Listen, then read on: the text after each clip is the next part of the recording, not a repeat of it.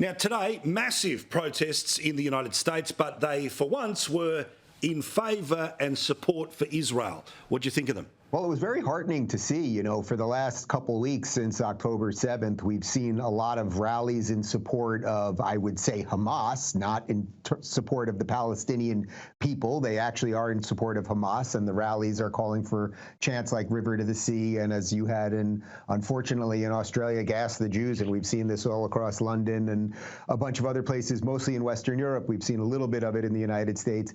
So it was nice to see a rally today that was completely peaceful, where there were American flags, there were talk about shared values, there were talks about returning hostages and actually how perhaps one day there could be peace. There were no calls for violence or anything else like that.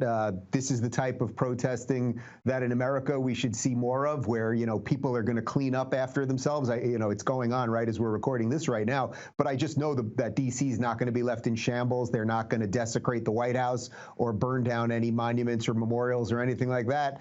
And I think that tells you something pretty deep about what the fight here really is all about. Yeah, it's really interesting how these protests are being presented to the American public. I couldn't help but notice that Rachel Maddow the other night on MSNBC, far lefty cable channel in the United States, she showed protests from here, there and everywhere when it came to the Palestinian cause, but wouldn't actually run things like this that were being said at those protests. There's nothing higher nor more glorious than a martyr, and so we say glory to all the martyrs wherever they may be. Allahu Akbar.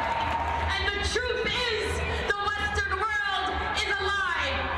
To the members of Congress, letting them know that they will be prosecuted in criminal courts.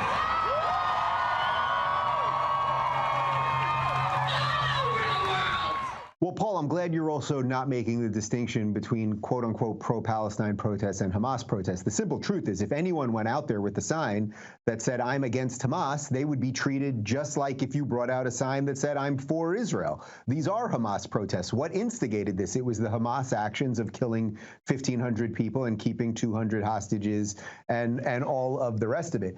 But you're right. The mainstream media runs cover, unfortunately, for these protests because they've wholly swallowed the narrative of the oppressed versus the oppressor, and they believe that Israel is the strong power and the Palestinians are this weak power.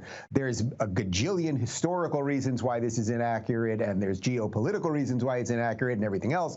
But yes, there is a real problem here because we have people on our streets, and there's a bigger version of it in Europe than there is even in Australia and the United States. But as you correctly point out, it's sort of everywhere right now, where they're calling for Sharia. They're talking about the Muslim armies of the world to wake up. And as I've been trying to point out to people, you don't have to specifically care about the Jewish people any more than you care about watching Seinfeld. And you don't have to care about the land of Israel any more than you care about watching the Ten Commandments once a year. But if you think that the Jews don't have anything to do with Israel, well, then what do you think they are going to say about Americans in our land? What do you think they're going to say about guys like you and your viewers in the land of Australia? This is just the beginning of a much more nefarious project.